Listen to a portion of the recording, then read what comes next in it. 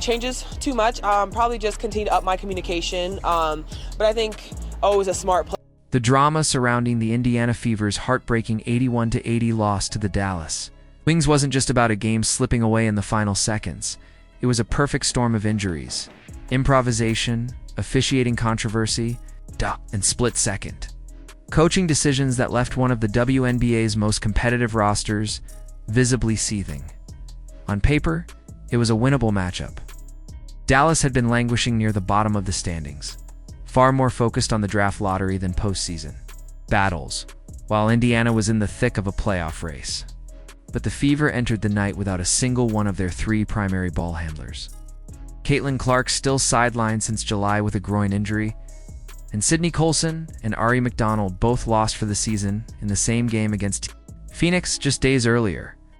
That one-to-gut punch ripped away the team's floor generals, leaving them to piece together an entirely new backcourt identity. It's almost overnight.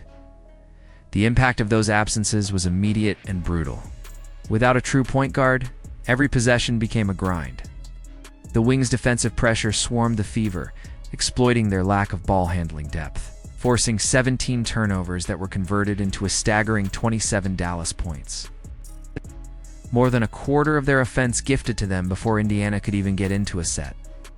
Head coach Stephanie Whitener But for us, really, I think it's got to be our focus. Like, we got to make sure that we're connected on that end, making sure that we're... Staff had no choice but to improvise.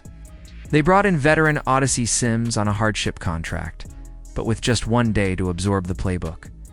She could only offer limited minutes, scoreless in 13, with more time spent feeling out teammates than dictating the offense. That meant shifting Kelsey Mitchell, Indiana's most natural scorer, into the role of primary initiator. It was a taxing, thankless job that demanded she'd bring the ball up through traps, run the offense, and still shoulder the scoring load. She responded with 24 points on 7-4-15 shooting, including 4 triples, while also grabbing 6 rebounds. But every shot came with a price, waves of defenders harassing her, traps designed to sap her energy, and the relentless mental strain of trying to generate offense for an entire roster without her usual support. There were moments where fatigue showed, a few turnovers, some rushed decisions. But Free off the bat, yeah. Honestly, I think the entire weekend. My parents came up, so it was great to have them in town. Mitchell kept Indiana in it, even burying a long 3 in the fourth and orchestrating a perfect pick-and-roll with Aliyah Boston that cut the deficit. 2-1. Boston, meanwhile, was battling a different kind of war, a physical slugfest in the paint against Dallas's interior. She finished with 14 points, but her touches came under constant contact. Every post-up was a wrestling match, every rebound a collision, and yet she delivered, creating the inside-out balance Indiana desperately needed when jumpers weren't falling. Alongside her, Natasha Howard anchored the paint with a double-double of 12 points and 12 boards, swatting away 3 shots and forcing Dallas to fight for every basket inside. Sophie Cunningham added her trademark edge, minus 14 points, to threes. Relentless hustle, and a heated exchange with officials that required a post-game apology, but also set the tone for the Fever's late rally.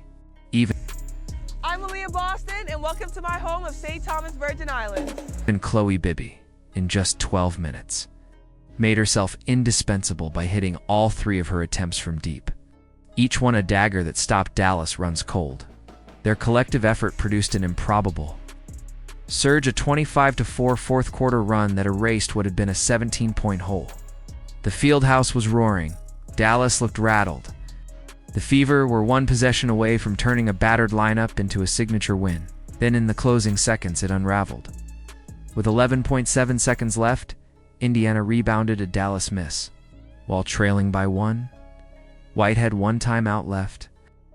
Rather than use it, the Fever pushed in transition, banking on catching the Wings off balance. But Dallas recovered, and Mitchell was forced into a tightly contested pull-up that missed. By the time White called her final timeout, just 1.7 seconds remained. Hit some big buckets, Baby come in and hit some big buckets, so... Too little for anything meaningful.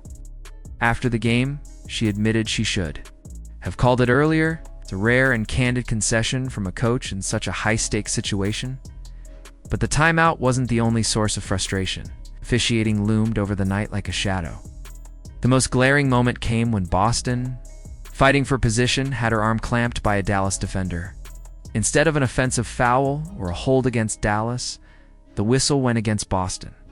The Fever challenged, but after review, the call stood, costing them both a timeout and their challenge.